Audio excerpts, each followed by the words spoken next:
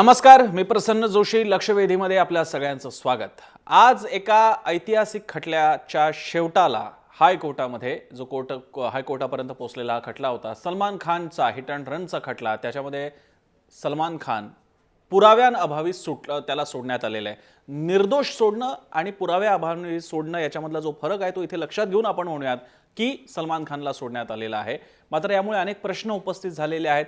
कोर्टाने एकीकडे पोलिसांच्या सगळ्या तपासण्यावरती, पुराव्यांवरती, साक्षींवरती तर प्रश्न उपस्थित केला. त्याशिवाय सरकारी वकिलांची कार्यवाही, आतापर्यंतची प्रोसिजर याच्याबद्दल सुद्धा शंका व्यक्त केली. दुसरीकडे सलमानच्या बाजूने सुद्धा अनेक गोष्टी अशा घडल्या की ज्या सलमानला शेवटी मुक्त करण्यापर्यंत मदतगार ठरल्या, मदत फायदेशीर ठरलेल्या आहेत. या सगळ्या मुद्द्यांच्या पलीकडे मुद्दा उपस्थित होतो तो इथली पोलीस यंत्रणा, न्याय व्यवस्था आणि लोकांचा न्याय संस्थेवरचा विश्वास.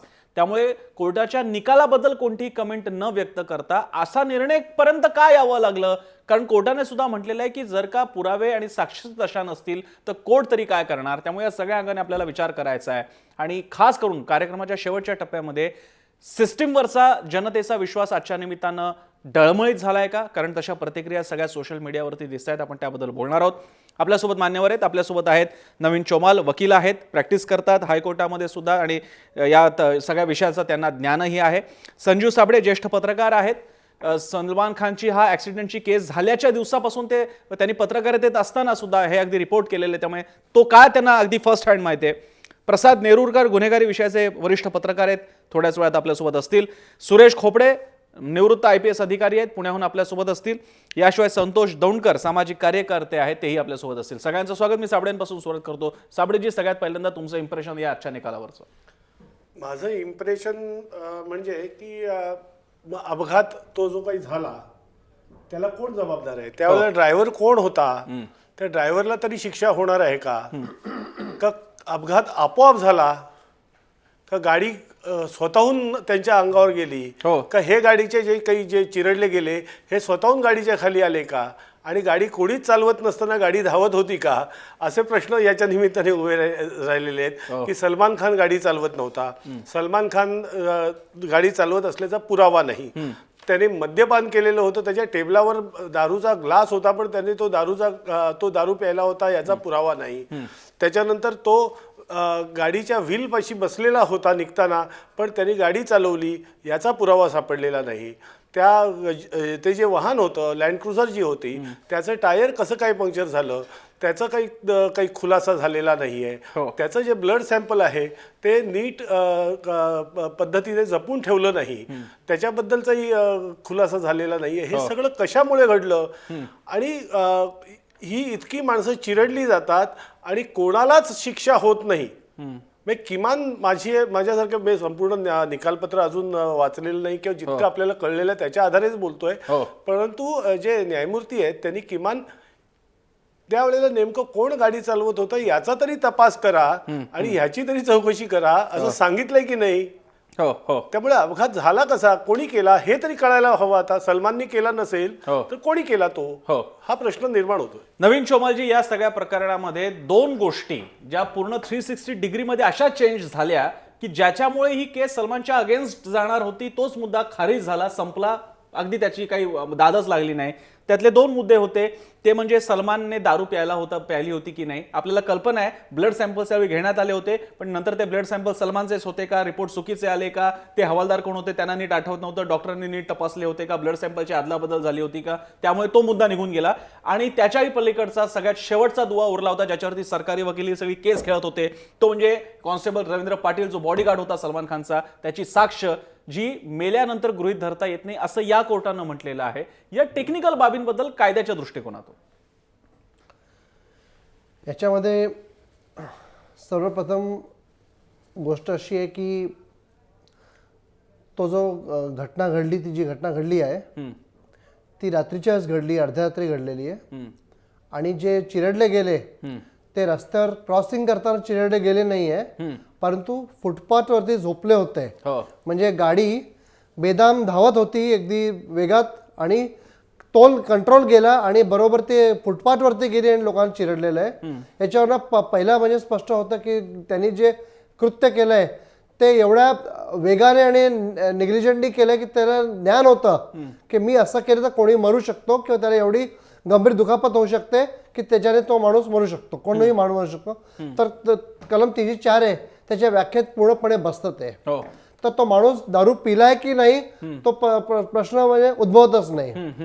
आणि दुसरी गोष्ट अशी की आता अनेक प्रकारचे परिस्थिती आणि पुरावे आहेत. जसं साहेब बोललेत की त्या टेबलावरती दारूचा ग्लास होता आणि आता तरी कोर्टाने एवढं अगदी बारकाईने ते हिंदीमध्ये म्हणणं बाल की खाल निकालणं ते अयोग्य आहे. आणि आपला ज्युरिस्प्रुडन्स देखील त्याला त्याची परवानगी देत नाही की जरी त्या टेबलावरती ग्लास आहे पण तो दारू पिला नाही असं गृहीत धरावं किंवा पुरावा आणा की त्याने तोच ग्लास पिला तर त्याचे म्हणजे नाटकी रूपाचं झालं.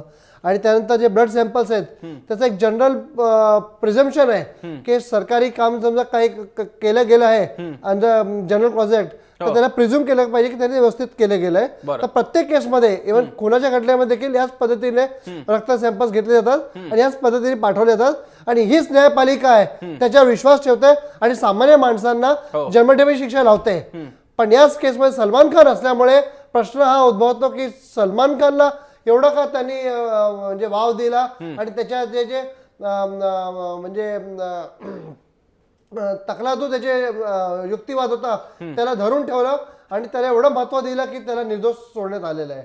तर प्रश्न त्याच्यातला यांच्या दृष्टीने एकच मुद्दा माझ्या दृष्टीने असा आहे की सेशन कोर्टाने खालच्या कोर्टाने जो निकाल दिलेला होता त्याच्या पूर्णपणे विरुद्ध निकाल दिलेला आहे. आणि त्यांनी पूर्णपणे म्हणजे इतका पूर्णपणे की गेल्या 13 वर्षामध्ये ज्या पुराव्यांच्या आधारे ब्रिक बाय ब्रिक ही केस उभी राहत होती त्या पाया त्यांनी पूर्ण नाकारला, संपूर्ण नाकारला.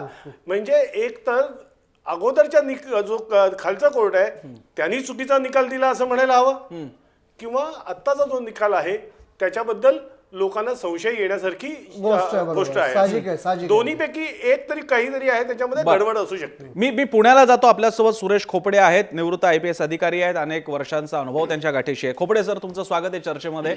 या सगळ्या केसमध्ये एक मोठा वहीम ठेवण्यात आलेला आहे तो पोलीस यंत्रणेवरती कोर्टानं, माननीय कोर्टानं, AR जोशींचं कोर्ट होतं. त्यांनी म्हटलेलं आहे की पुरावे साक्षी नीट सादर करण्यात आलेले नाही आहेत. रवींद्र पाटीलची साक्षी पोलिसांसमोर झालेली आहे आणि आता मृत्युमुखी असणाऱ्या रवींद्र पाटीलची साक्ष गृहीत धरता येणार नाहीये. पोलीस तपासाबद्दलची आपली कमेंट.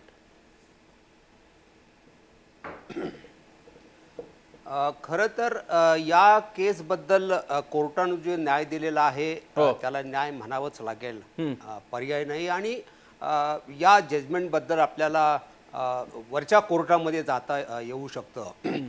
परंतु कोर्टाच्या कामकाजाबद्दल आम्ही पोलीस अधिकारी म्हणून काम करत असताना एक दोन प्रकारची जग असतात. आता वर्तमानपत्रामध्ये लोकांना सांगण्यात आलेलं जग आणि आम्ही प्रत्यक्षात पाहिलेलं जग हे मात्र खूप ऑल टुगेदर वेगळं आहे. आणि त्याचं कारणही असं आहे की हा जो एव्हिडन्स ऍक्ट आहे ज्या आधारे याला निर्दोष सोडण्यात आलं तो 1872 साली तयार केलेला आहे. त्याच्यामध्ये काही फारशा महत्वाच्या तरतुदी झालेल्या नाहीत. आणि दुर्दैवानं त्या ऍक्टची जी मांडणी केलेली आहे ती वेस्टर्न कल्चरवरती, वेस्टर्न व्हॅल्यूजवरती आणि वेस्टर्न व्यवस्थेवरती केलेली आहे. आणि तो कायदा जसाच्या तसा आमच्या भारताला लावल्यामुळं इथं मात्र कोर्टांना आणि वकिलांना खेळायला आणि वेगळ्या पद्धतीनं न्याय द्यायला प्रचंड मोठी जागा आहे. आता इथं त्याच्यावरती गैरविश्वास ठेवला की त्याच्या साक्षीमध्ये काहीतरी डिस्क्रिपन्सी आहे वगैरे, सातत्य नाही वगैरे वगैरे. जरा थोडा जास्त वेळ घेऊन मी इथं व्यक्तिगतच केस सांगतो की या रवींद्र पाटलानं दिलेलं स्टेटमेंट किंवा इतरांच्या बद्दल सांगण्यात आलं की ते सगळे होस्टाईल झाले. होस्टाईल होणार नाही तर काय, इथली कंडिशन कशी असते म्हणजे दुसरं जग असं की तुम्ही जर एखादी सत्य भूमिका घेतली केसमध्ये तर त्याचे काय परिणाम भोगावे लागतात हे सामान्य लोकांना माहिती नाही. माझी मी एक छोटीशी केस सांगतो. सातारला SP असताना उदयनराजेंच्या विरुद्ध मर्डरचा गुन्हा दाखल झाला. पहाटे सकाळी इलेक्शन सुरू होणार होती आणि मग ती FIR एवढी स्ट्रॉंग होती की मला अटक करण्याशिवाय पर्याय नव्हता. मी वरिष्ठांना विचारलं नाही, मंत्र्यांना विचारलं नाही आणि त्यांना अटक केली कारण नियमाप्रमाणे काम व्हायला पाहिजे. अर्ध्या तासामध्ये फोन आला राज्याचा, मी उपमुख्यमंत्री बोलतोय, तुम्ही अटक केली हे खरं आहे का? उदयनराजे हे शिवाजी महाराजांचे डायरेक्ट 13वे वंशज आणि त्यावेळेला राज्यमंत्री होते. हो तर म्हटलं अटक केलेली आहे, का अटक केली? तर म्हटलं त्यांच्या विरुद्ध पुरावा आहे, हो. खोटा पुरावा आहे, माझ्या विरुद्ध जर FIR दिली तर तुम्ही अटक करणार का? अशा पद्धतीनं विचारणा झाली उपमुख्यमंत्र्याकडून. आणि मग फोन आपटण्या अगोदर मंत्र्यांनी म्हटलं की तुम्ही बारामतीचे आहात आणि you are against me and against my party, तुम्ही राष्ट्रवादीचे बगलवच्चे आहात. हो. फोन आपटला. त्यानंतर जे रामायण सुरू झालं की प्रचंड दबाव विचारणा, कारण मी रास्त भूमिका घेतली. त्यानंतर मग त्यांच्या विरुद्ध केस करणारे अभय सिंह यांनी मोर्चा आणला. प्रेत माझ्या ऑफिस समोर सातारला ठेवलं आणि त्यांनी मागणी केली की आरोपीला अटक केली नाही, अटक केली असेल तर मला बेड्या घातलेल्या अवस्थेमध्ये दाखवा. आम्ही त्यांना म्हटलं की बेड्या घातलेल्या अवस्थेत दाखवायची प्रथा नाही, पण तुम्हाला जर जाऊन पाहायचं असेल तर तुम्ही जेल याच्यामध्ये आमच्या कस्टडीमध्ये पाहू शकता. आणि तिथं त्यांनी ते प्रेत माझ्या ऑफिस समोर ठेवलं आणि त्यांनी घोषणा केली की हे SP हे शिवसेनेचे आणि BJPचे बगलबच्चे आहेत आणि आमचं सरकार आल्यानंतर मग यांच्याकडे बघून घेऊ. आणि गंमत म्हणजे 3 महिन्यातच माझी उचल बांगडे तिथून झाली आणि त्यानंतर मग छळवाद सुरू झाला. ही अवस्था जर एखाद्या IPS अधिकाऱ्याची असेल तर या रवींद्र पाटलाने कशा प्रकारे 13 वर्ष टिकायचं आणि ही सामान्य हॉटेलमध्ये दारूचा ग्लास देणारी मदत करणाऱ्या पोरांनी या व्यवस्थेविरुद्ध कसं उभं राहायचं याचा विचार अलीकडचं कोर्ट करत नाही. आणि म्हणून हा आपल्याकडे जो न्याय दिला जातो हा निव्वळ कागदावरचा न्याय असतो, हा खरा न्याय लोकांना मिळत नाही. आणि म्हणून या एकाच केसमुळं अशी भावना झाली सामान्य लोकांच्या मध्ये की हा निकाल हा फक्त सेलिब्रिटीच्या साठी वेगळा असतो, सामान्यासाठी वेगळा असतो. आणि मग या व्यवस्थेपुढं एखाद्या शिपायाने जर साक्ष दिली तर ना त्याच्या पाठीमागं जनता उभी राहत, त्यापेक्षाही त्याच्या पाठीमागं सरकारही उभं राहत नाही. आणि मग हा जाणारा मेसेज जो आहे तो खूप प्रचंड धोकादायक आहे, एवढं मला या ठिकाणी सांगा. सुरेश खोपडेंनी अतिशय सविस्तर आणि अतिशय मुद्देसूद मुद्दे मांडलेले आहेत. जर का सुरेश खोपडेंसारखा IPS दर्जाचा अधिकारी ही हतबलता व्यक्त करत असेल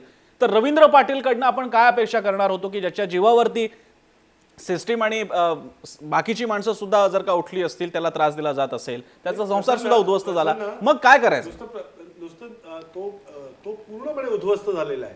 तो नंतर गायब होतो काय, त्याला आजार काय होतो, त्याला TB म्हणून सांगितलं जातो, तो लगेचच्या लगेच मरण कसा पावतो, हे अनेक प्रश्न त्याच्यातले आहेत. सगळं संशयास्पद आहे. तो कसा काय फरार झाला, कशामुळे, कोणी फरार केला का त्याला गायब केलं का, पोलीसची नोकरी असताना आणि जबाब दिल्यानंतर तो अचानक गायब होतो. ही देखील मला वाटतं की आपल्या संपूर्ण सिस्टीम मधला काहीतरी गडबडीचा भाग आहे असं मला वाटतं. मी प्रसाद नेरुरकरांकडे जातो, त्यांच्यासोबत संतोष दौंडकर सुद्धा आहेत, पण दौंडकरांकडे मी नंतर जाईन. नेरुरकरांकडे. नेरुरकरजी, तुम्ही पहिल्या दिवसापासून या केसचे एका अर्थानं पत्रकार म्हणून असणारे साक्षीदार आहात. कुठे कुठे तुम्हाला असं वाटलं की या केसेसने टर्न्स घेतले? रवींद्र पाटीलचा जबाब असेल, ब्लड सॅम्पलच्या बाबतीत झालेला घपला असेल आणि आज अगदी हायकोर्टामध्ये आलेलं हे रुलिंग असेल, तुमची काय निरीक्षण आहे? अगदी 5 महिन्यामध्ये सेशन कोर्टाने या खटल्याचा निकाल दिल्यानंतर 5 महिन्यानंतर हायकोर्टाने जो निकाल दिलाय ते सेशन कोर्टाच्या संपूर्ण खटल्याच्या सुनावणीवर आणि कामकाजावर प्रश्नचिन्ह निर्माण करणारा आहे. बरं, हा पहिला मुद्दा. 5 महिन्यापूर्वी सेशन कोर्टाने जे काही पुरावे तपासले, ज्या काही साक्ष ग्राह्य धरल्या, जे काही पंचनामे यशस्वी ठरवले, तपासाची कागदपत्र योग्य ठरवली, तीच बरोबर 5 महिन्यानंतर हायकोर्टाने अमान्य केली. हे एक न उलगडणारं कोड आहे. पर 45 ते 50% पोलिसांचे पुरावे बरोबर होते हे सेशन कोर्टाच्या तपासादरम्यान सुरू होतं. कारण पोलिसांनी सलमान खानने 7 स्टार आणि JW मॅरियटमध्ये मद्यप्राशन करून नंतर स्वतः गाडी चालवल्यामुळे हा अपघात झाला आणि मद्यप्राशन केल्यामुळे हा अपघात झाला अशा प्रकारचा गुन्हा नोंदवला होता. त्या दृष्टीने त्यांना जे उपलब्ध पुरावे होते, ज्या साक्षीदार होते, जे पंच होते, ते त्यांनी कोर्टासमोर केले. आता हे त्याच्या पुढे न्यायालयीन प्रक्रियेमध्ये टिकतील की नाही, तर माझ्या माहितीनुसार हे टिकले नसते, अशा दर्जाचे होते. आणि तेव्हाच तत्कालीन वरिष्ठ अधिकाऱ्यांनी हे सगळी कागदपत्र तपासायला पाहिजे होती आणि ही केस वॉटर टाईट करायला पाहिजे होती. ती केली गेली नाही. कारण नंतर घटना अशाच घडल्या की सुरुवातीला सलमानने ही गाडी चालवली असा पोलिसांचा आरोप होता. नंतर तो सलमानचा ड्रायव्हर आला, त्याने सांगितलं मी ही गाडी चालवली. पोलिसांनी त्याचं नाव कुठेही नोंद केलं नव्हतं. आज न्यायालयाने सलमान खानला निर्दोष मुक्तता केल्यानंतर आपल्या समोरच एक प्रश्नचिन्ह ठेवलेलं आहे. मग ही गाडी नेमकी चालवली कोणी, त्या संदर्भातला पण न्यायालयाने कुठलंही भाष्य केलेलं नाहीये. फक्त पोलिसांनी तपास योग्य पद्धतीने केलेला नाहीये आणि कोर्टासमोर पुरावे नीट व्यवस्थित आणलेले नाहीयेत असं मत व्यक्त केलं. पण एवढं करूनच न्यायालयाची फक्त भूमिका स्पष्ट होते की नाही, हीच खरं आता चिंतेचा विषय आहे आणि ह्यावरच चर्चा होणे गरज आहे. पुढे काय, जेव्हा 70% खटल्यांमध्ये साक्षीदार फुटतात, पंचनामे फोल ठरतात, पुरावे तांत्रिकदृष्ट्या अपुरे ठरतात अशी ओरड होत असताना आपले राज्य सरकार, गृह खातं आणि पोलीस यंत्रणा असं काय करतात की ज्याने पुढचे खटले असे निकाली निघू नये आणि त्या यशस्वी व्हावे. ह्यात कुठेही काही एकवाक्यता नाहीये. हा संपूर्ण घोळ आहे आणि ह्या घोळाच्या मुळाशी आपण गेलो तर सलमान खानला वाचवण्याचे पहिल्या तासापासून झालेले प्रयत्न हे दिसून येतात. कारण सलमान ज्या दिवशी त्या हॉटेलमधून निघाल्यापासून तो त्या घटनास्थळी असेपर्यंतचे संपूर्ण पुरावे बघितले तर ते पुराव्यांची साखळी तयार करताना अनेक ठिकाणी लूपहोल्स ठेवलेले आहेत. म्हणजे असं सांगितलं होतं की सलमान उजव्या साईडनी बाहेर पडला तर त्याला बचाव असा होता. आधी सांगितलं की सलमान स्वतः गाडी ड्रायव्हिंग करत होता आणि उजव्या साईडून त्याला बाहेर पडतानाची माणसं पोलिसांनी गोळा केली. पण त्याच वेळी बचाव पक्षाने एक मोठं कथानक दिलं की डाव्या साईडचा दरवाजा जाम झाला असल्यामुळे सलमान उजव्या साईडनी बाहेर आला आणि हे न्यायालयाने ग्राह्य धरलं. मग अशा प्रकारचे युक्तिवाद जर न्यायालयामध्ये पुढे टिकत नसतील तर त्या पोलिसांच्या तपासावर पण प्रश्नचिन्ह निर्माण करायला पाहिजे आणि तो जर सामान्य इन्स्पेक्टर दर्जाच्या अधिकाऱ्याने हा तपास केला असेल तर त्याच्या वरचे अधिकारी, एसीपी, डीसीपी दर्जाचे अधिकारी याच्यावर देखरेख का ठेवली नाही. तर मुंबई पोलीस खात्यातल्या महाराष्ट्र पोलीस दलातल्या एका अधिकाऱ्याला दोषी ठरवायचं असेल तर युपीएससी आणि आयपीएस झालेल्या अधिकाऱ्यांच्या तपासावर आणि त्यांच्या कुवतीवर पण प्रश्नचिन्ह निर्माण करण्याची गरज आहे. हा अतिशय महत्वाचा मुद्दा आहे. कारण जर का इकडच्या इंद्रायणी केसमध्ये जर का स्वतः तेव्हाचे पोलीस आयुक्त राकेश मारिया सुद्धा जर का लक्ष ठेवायला स्वतः जातीनं हजर राहतात, पण सलमानचा त्या काळामध्ये ज्यावेळी मीडिया नसताना अतिशय मोठी ही केस ठरली होती, सेलिब्रिटी केस, त्यावेळी IPS अधिकारी कुठे गेले होते, तेव्हा हे लक्ष का ठेवण्यात आलं नव्हतं. हा पण अतिशय मोठा मुद्दा नेरुरकरांनी मांडलेला आहे. मी संतोष दौंडकरांकडे जाईन. दौंडकरजी, या सगळ्या पार्श्वभूमीवरती मी तुम्हाला तुमच्याकडे सामान्यांचा प्रतिनिधी म्हणून बघतो. आज तुमच्यासारख्यांच्या मनात काय चाललंय या निकालाला घेऊन? काय मनात इम्प्रेशन आहे तुमचं, काय भावना आहे? नक्कीच, कारण कसं असतं की जेव्हा दुर्घटना घडते आणि जेव्हा पोलीसचा रोल येतो आणि पोलीस प्रथम आता पहिली खबर घेताना पहिले हे बघतो की व्यक्ती कोण आहे आणि जर व्यक्ती नॉर्मल सामान्य माणूस असेल तर ते त्यांच्या पद्धतीने, जर एखादा सेलिब्रिटी असेल तर त्याच्या पद्धतीने, म्हणजे नेमकं पोलिसांचंच कुठेतरी चुकतं आहे. आणि सलमानच्या बाबतीत बघायला गेलं तर सलमानची केस जी मॅड्रा कोर्टामध्ये जी दाखल होती, जी अनेक वर्ष बोर्डावर येत नव्हती, त्याच्यावर समन्स विटनेस आणि आरोपीला पाठवत होते. तर हीच आम्ही जी पोलिसांची जी तपास होती, तपास कामाची जी पद्धत होती, याच्यावरतीच आम्ही तो प्रश्नचिन्ह मांडला आणि हीच आमची याचिका होती की मुळात त्याचा तपास होणार केव्हा. बरोबर आहे. याचा म्हणजे दाबून का ठेवताय तुम्ही केस?